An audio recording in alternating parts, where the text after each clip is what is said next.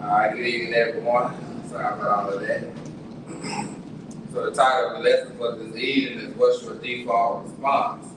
Fight, flight, or faith. And so we want to look at how we respond when we're under pressure. And we want to focus on aligning those responses with God's will.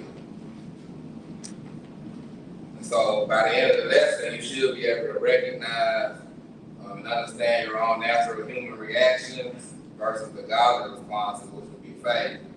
And we want to reflect on some biblical characters who face pressure, and we'll see how they responded in certain situations. And so my first question I just want you to reflect on is when pressure hits, how do you naturally respond to a situation?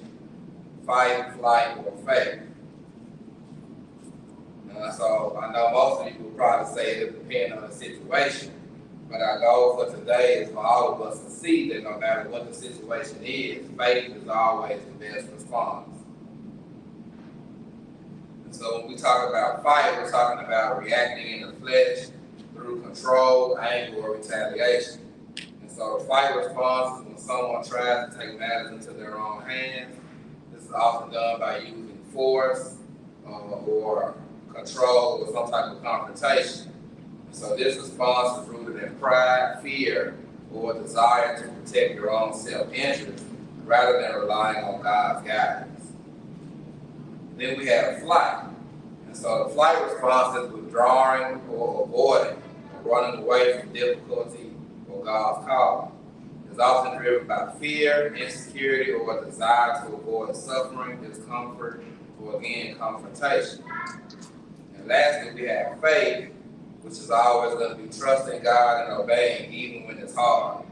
The faith response is choosing to stand firm in God's promises, obeying His word even when the situation may seem overwhelming. Faith looks beyond the problem to God's power and provision, and it requires us to surrender fully to Him. It takes courage and it takes spiritual maturity.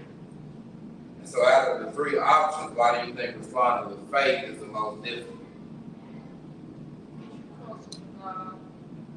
Say that again.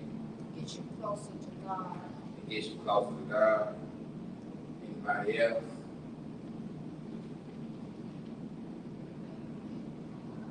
You get the most favorable response. With faith. Doesn't always seem like it. I've done it. You've done it first, but in the end, it will be the most favorable response. What was your question? Why is responding with faith the most difficult out of the three options? Well, there's no real, like, with faith, there's no concrete. Well, there is concrete evidence, but there's no concrete evidence. So we're believing for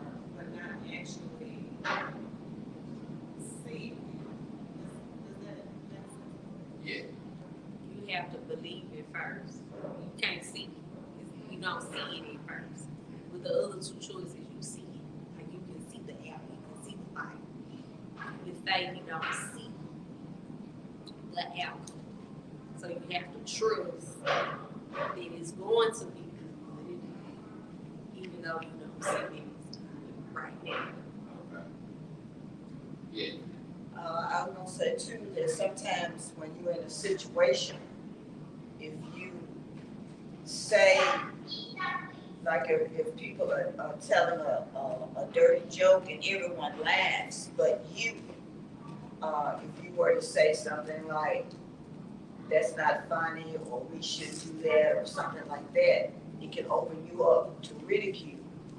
So sometimes when you're in a situation, you either walk away, or you just don't say anything, or either sometimes you join in because everyone else is doing it, and so you do it too. It takes a certain amount of courage, and you have to have already, I think, determined in your heart that you're gonna act a particular way. You know, like when you're on your job or whatever, because most of the time when you're on your job, you're working with non-Christians, or people, if they are Christians, they're not acting like it. And so you have to have already kind of determined your behavior. And so that hopefully you'll fall back on that determination when you get in that situation. So another thing to keep in mind, you know how God designed us. We all remember from school the fight or flight response. And that is a response that was designed by God. It's an involuntary, physiological reaction to perceived threats or danger. And we know that it's used to prepare the body for either confronting the threat or escaping it. And so what we're talking about is going against our body's natural defense mechanism. We know that faith calls us to a third supernatural response, which again, as was said, is trusting God, even when everything in us screams to take control or to run away. And so, you know, fight says, I must fix this now, I need to control the outcome.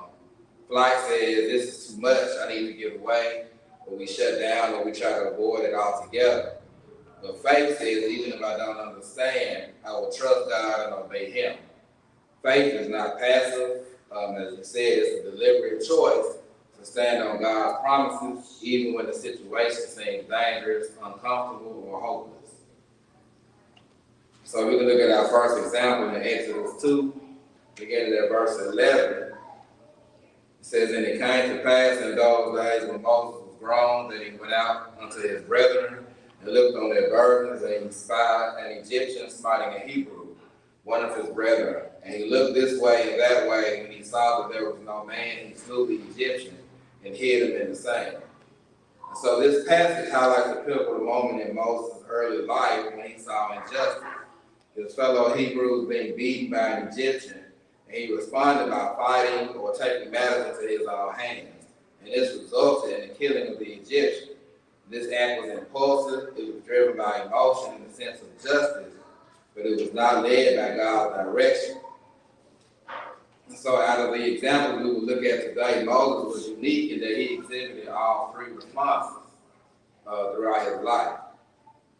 And so we know that fight was his default response in this situation. He reacted by striking down the Egyptian. His motive might have been just, but the method was carnal and not spiritual. And this shows a fight response driven by anger, impulse, and self-reliance. He looked this way and that before acting, showing it wasn't a decision made in the light, but in the secrecy and fear. Fighting in our own strength, even for a good cause, can lead to wrong outcomes. And without God's guidance, righteous passion can lead to unrighteous action. But fighting wasn't his only response, so we knew flight is what he did next. After this act, we see in verse 15 that Moses ran to Midian when Pharaoh seeks to kill him. And this transition shows how a fight response can quickly lead to a flight reaction when the consequences appear. And so again, we can learn that running away from consequences may feel safe, but it can often signal that we acted outside of faith or wisdom. And over time, as Moses matured, he would respond with faith.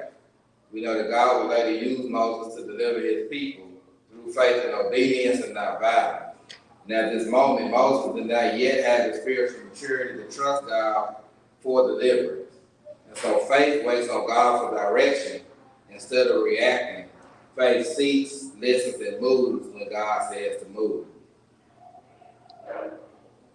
We can see another example in Luke 22, beginning in verse 49. It says, when they which were about him saw what would follow, they said unto him, Lord, shall we smite with the sword?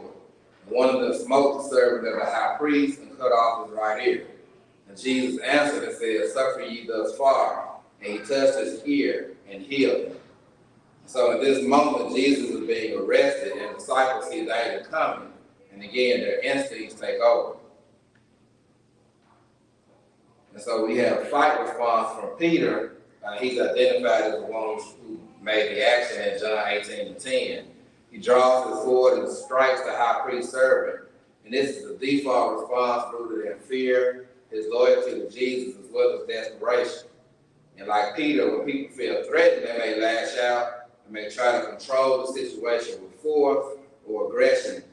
They can be emotional, verbally, or physical.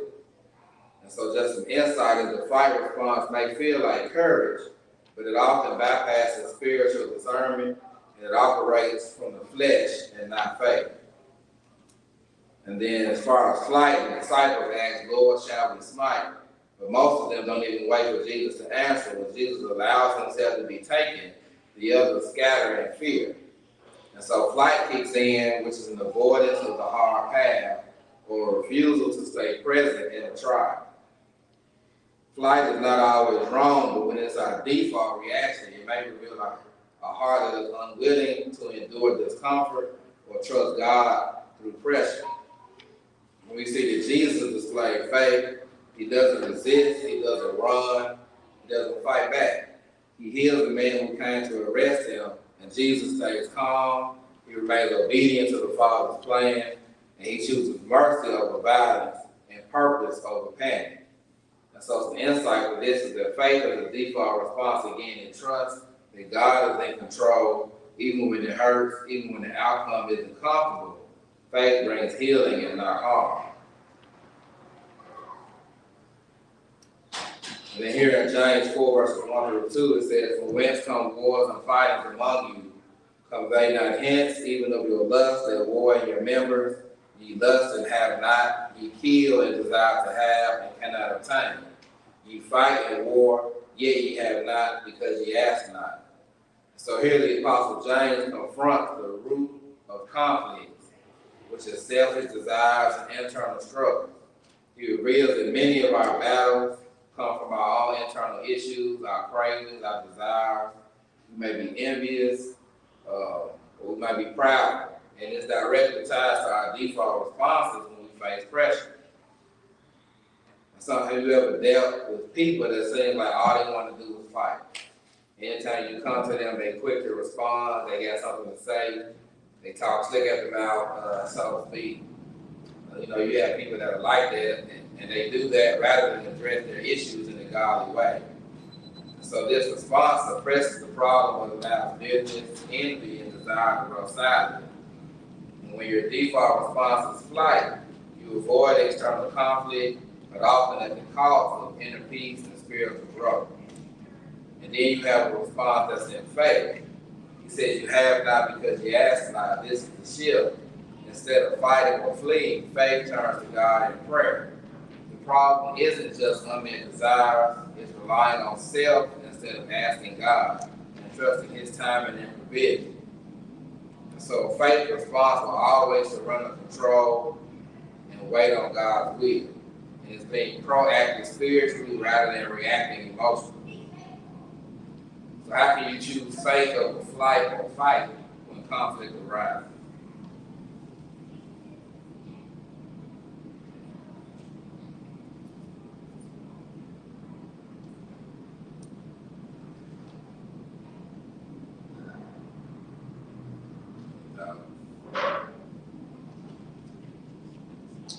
You have to kind of predetermine how you're going to react. Because if not, the impulse control might take over. Something might because of impulse. But if you've already thought about situations, you know that how you're going to respond to that situation, that might help you not to go to the fight or flight response. You try to teach your children, people talk about you, fighting is not the first thing, you teach them how to fight. And then a lot of people say, well, no matter what they do, sticks and stones and break my bones, words never hurt. A lot of people teach their kids, well, they don't put their hands on you, don't worry about what they say.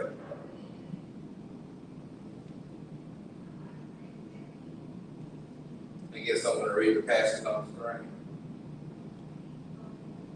Wherefore, my beloved brethren, let every man be swift to hear, slow to speak, slow to wrath, for the wrath of man worketh not the righteousness of God. So this passage invites us to reflect on our emotional impulses and our spiritual maturity. James is not just giving advice, he's calling us to transform our instincts through the word and spirit, choosing faith as our default response rather than reacting in the flesh. And so being swift to hear, we know that faith listens first. It seeks understanding, discernment, and God's voice before reacting. And so in contrast to fight or flight, this response leans into tension with spiritual sensitivity.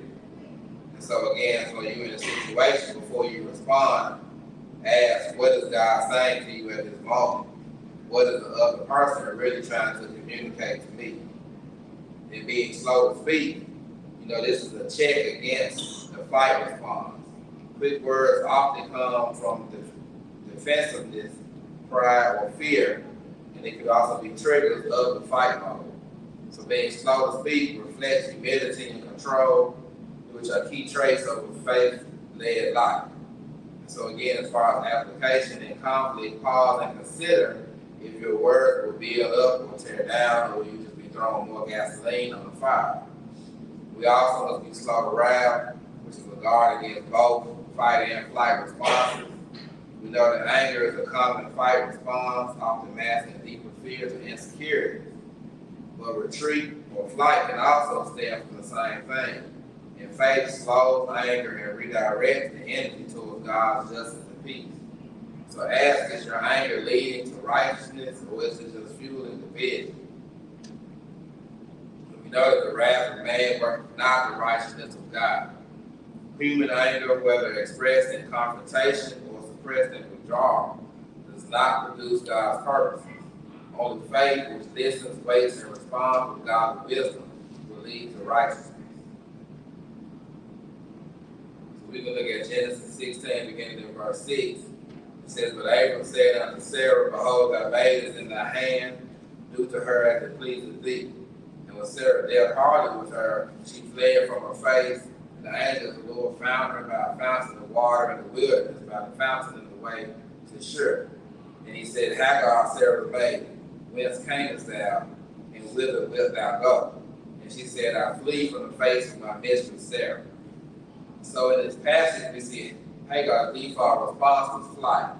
When she was mistreated and humiliated by Sarah, she did not stay to fight or to stand in faith. Instead, she ran. And again, we know that this was a natural human reaction to pain and mistreatment. And it's something that we can all relate to. When the pressure increases, do we retreat, retaliate, or do we just trust in God? So we know that Sarah herself chose the fight response. Rather than resolving her conflict with compassion, she became harsh and vindictive toward Hagar. Her pride and jealousy led her to control and to punish her. We know again that Hagar was overwhelmed and she felt powerless, and so she ran away. And again, this is a classic example of the flight response. She felt mistreated and helpless, and so she escaped into the wilderness. But we see that God met Hagar in the wilderness not to shame her, but to redirect her with a question. He asked, whence comest thou, and whither wilt thou go? And so this question invited her to reflect and to repent and to also redirect her. Hagar was running without a plan, emotionally and spiritually lost. But the angel's presence offered her the chance to respond in faith and not fear. And after this encounter, she named God, "Thou God seest me," which was a pivotal moment of faith for her. We can also look at Jonah chapter 1, verses 1 through 3. It says that the word of the Lord came unto Jonah the son of Amittai, saying, "Arise, go to Nineveh, that great city, and cry against it, for their wickedness has come up before me." But Jonah rose up to flee unto Tarshish from the presence of the Lord, and went down to Joppa. And he found a ship going to Tarshish. And so he paid the fare thereof, and went down into it, to go with them unto Tarshish from the presence of the Lord. And so here we have a classic flight response from Jonah. His spiritual instinct was to run from God's assignment instead of facing it with faith. God gave Jonah a clear command. He was a prophet, someone who was used to hearing and obeying God's voice. Yet when God commanded him to go to Nineveh, which was a hostile city, he chose to run in the opposite direction. God's command wasn't unclear. Jonah simply did not want to obey because he disagreed with the mission. Jonah's default response was flight. Instead of responding in faith, he ran away. He fled not just from the assignment, but from the presence of the Lord.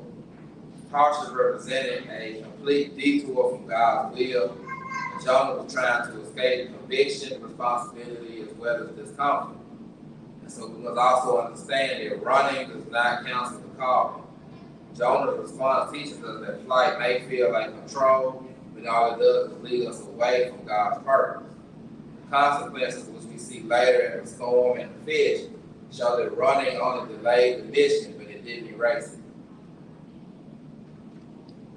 So we know that some may resist God's will by pushing back. They may debate or argue, or they may just stubbornly disobey. And like Jonah, others might try to escape responsibility or discomfort by avoiding God's call entirely. But we know that faith is the right response, and that is to trust God's wisdom, even when the assignment feels hard, uncomfortable, or unfair. So what are some modern ways that people run from God today?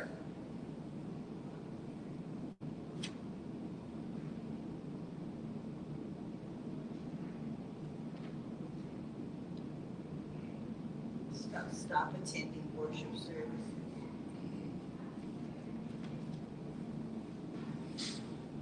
Don't study the Bible. They just make excuses for their behavior. Blame others. Involved in worldly activities. It's getting involved in worldly activities and all kinds of things.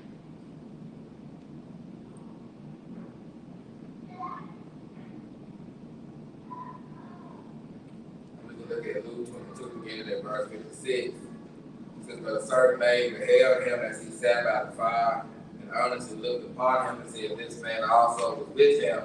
And he denied him, saying, Woman, I know him not. And after a little while another saw him and said, Thou art also of them.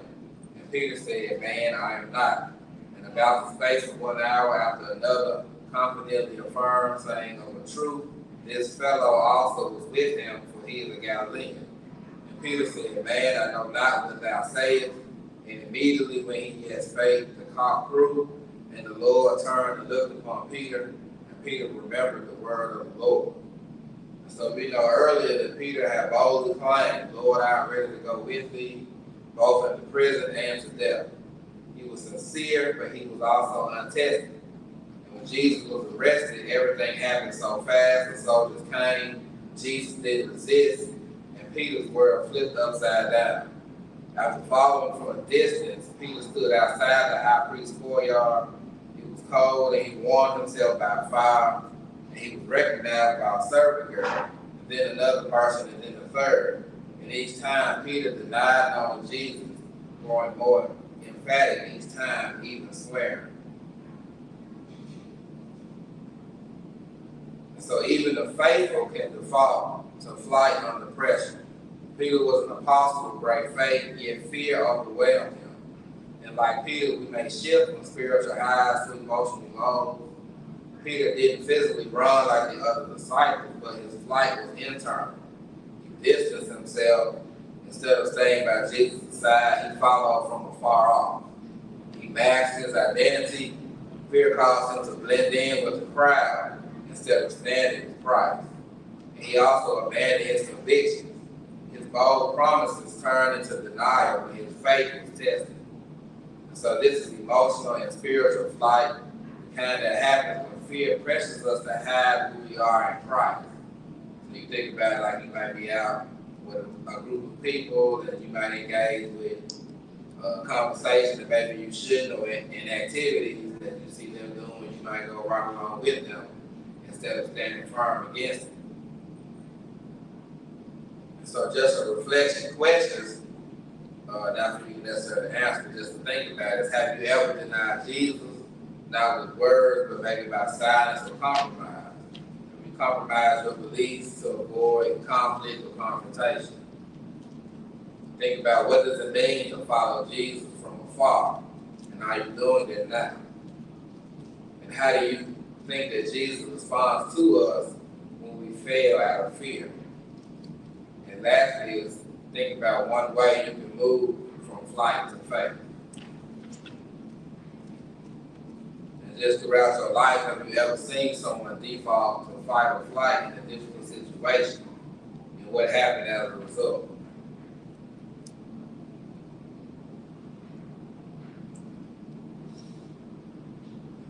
I think we see it on the news every day, people running from law enforcement for a crime that they committed, and they end up killing somebody, or killing themselves, rather than face the consequences of their actions.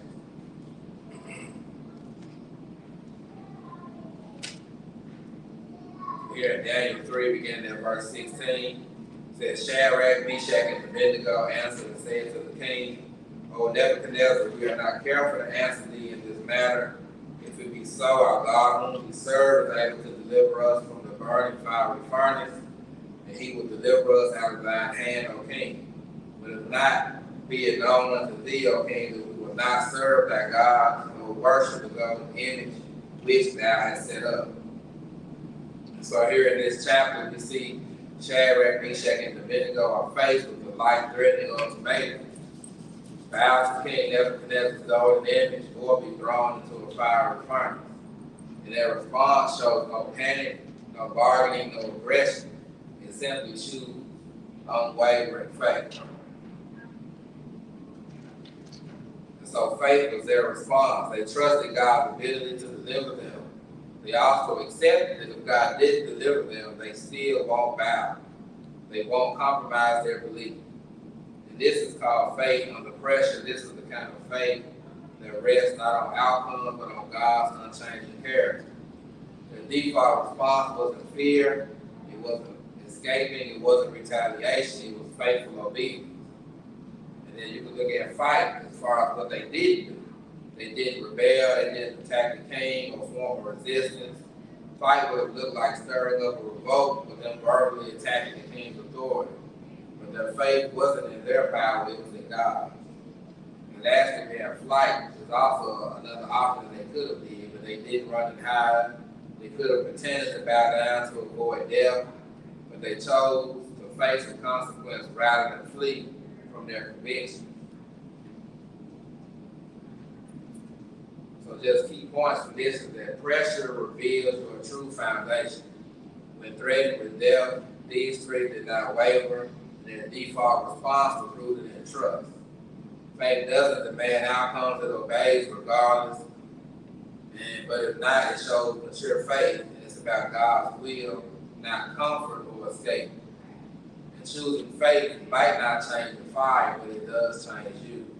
And so their faith will stand through God's presence in the fire, and ultimately led to God's glory and their promotion. We have a verse in Daniel 6 and verse 10. It says, when Daniel knew that the document had been signed, he went to his house where he had windows in his upper chamber open toward Jerusalem. He He got down on his knees 3 times a day and prayed and gave thanks before his God as he had done previously. So Daniel had just learned that the law had been passed, making it illegal to pray to anyone except King Darius. And the penalty for disobedience was being thrown into the lion's den. Yet Daniel immediately and intentionally chose to keep praying, just as he had always done. He didn't fight back in rebellion. He didn't flee in fear. His default response was faith. And so again, Daniel's situation was filled with pressure. A government decree directly threatened his life. Everyone who was watching, especially those who wanted him to fail. And this moment tested his true character, and it tested what he would do when he was under threat. His default response was not fight or flight. He didn't fight the law or start a protest. He didn't flee or hide in a different place to pray secretly. Instead, he continued to do what he had always done, which was faithfully seek God. So Daniel chose faith. He prayed with courage and not compromise. His consistency shows that faith was not just a reaction, it was his lifestyle. Faith doesn't mean there's no fear. It just means that trusting God despite of it. The key lesson for us is that when life pressures you, you respond with anxiety, anger, or avoidance.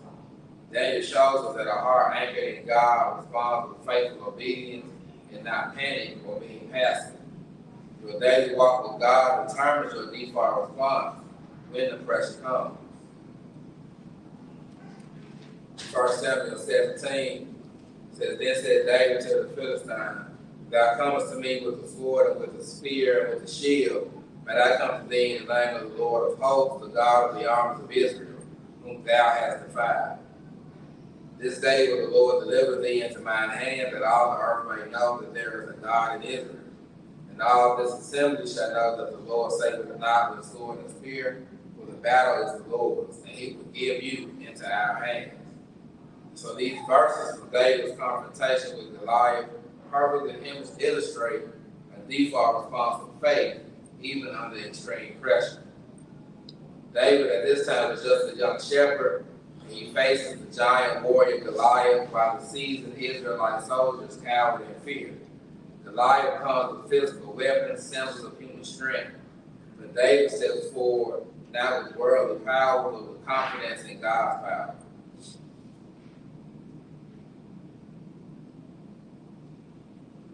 And so faith faces with fear avoids. David didn't flee. He stood on faith when everyone else stood down. Faith speaks God's name over the problem. David boldly declared God's power before the outcome. And faith recognizes that the battle belongs to God. David didn't trust in his sword or in Saul's armor or his fellow soldiers or strategy, but in divine deliverance.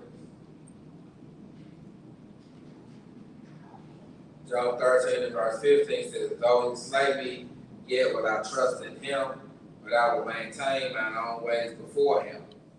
So here Job is in the middle of immense suffering. He's lost his children, his health, his wealth, his wife. His friends accuse him unjustly, and he feels abandoned, even by God. But yet in the middle of this pain, Job makes a bold statement that even if God allows him to die, he will still trust in him.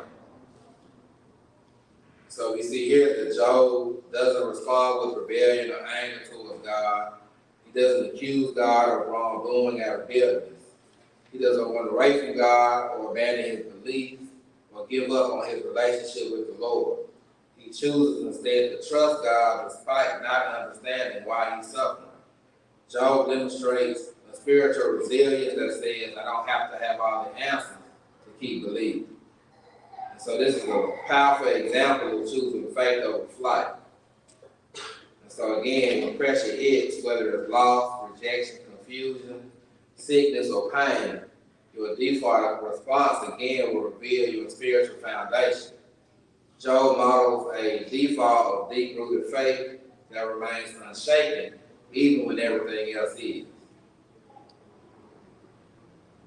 2 Timothy 1 and verse 7 says, For God hath not given us a spirit of fear, but of power and of love and of a sound mind. So So this verse directly addresses the spiritual mindset God intends for his believers to adopt when facing pressure situations, precisely the kinds of situations that provoke a fight or flight reaction. God has not given us a spirit of fear. We know that fear is a default human reaction when we feel threatened as part of the flight response. But Paul reminds Timothy that fear isn't from God. It doesn't belong to the new identity of the believer. When fear dominates our decisions, we're operating from the flesh and not from faith. And instead of fear, God empowers us through the Holy Spirit. Power speaks of divine strength and courage, enabling us to take faith-filled action even when circumstances seem overwhelming. This aligns with the faith response, choosing to trust God and move forward in his strength. And we know that love governs how we respond to others in conflict. A fight response may lead to aggression or selfishness, but love restrains and redirects our actions. Love helps us to confront situations not with fear or hostility, but with compassion and wisdom, which again is another mark of faith over flesh. And a sound mind means self-discipline. It means clear thinking and control over one's emotions. When we're under pressure, panic can cloud our judgment. Faith, however, brings peace and clarity, and this part of the verse reminds believers that faith steadies the mind and it allows us to respond wisely rather than impulsively. So just closing points on this lesson, again, pressure reveals your default, but faith redefines your future. What comes naturally may not be what honors God. Fight and flight are rooted in fear or control. Faith is rooted in trust. We know that the flesh reacts, but faith responds. You can train your spirit to default to faith. Through prayer, through scripture, and surrender, faith can become your first response. Jesus modeled a faith response in every trial that he faced. So we should always follow his example to overcome fear, pressure, and uncertainty. We can also ask the Holy Spirit to reshape our instincts. So we're not called to react like the world, we're called to reflect Christ. So just a memory verse, Psalm 56 and verse 3 says, what time I am afraid, I will trust in thee. And so just reflect on what is your default response again when you're faced with pressure. And how can you shift from reaction to revelation? And we should pray to the Lord to help you to replace panic with peace and fear with faith and control with confidence in God. And so again, just next steps, even this week, identify a situation where you will choose faith over fight or flight. I thank you for your attention. This concludes my lesson for today. Any thoughts or comments on anything?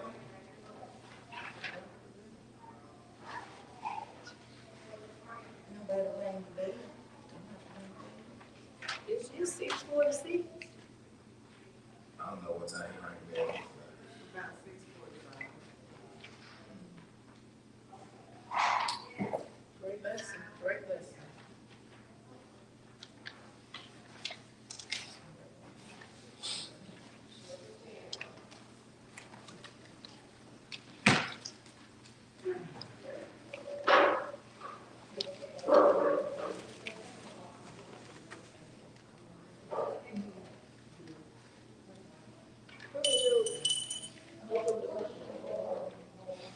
What'd you say?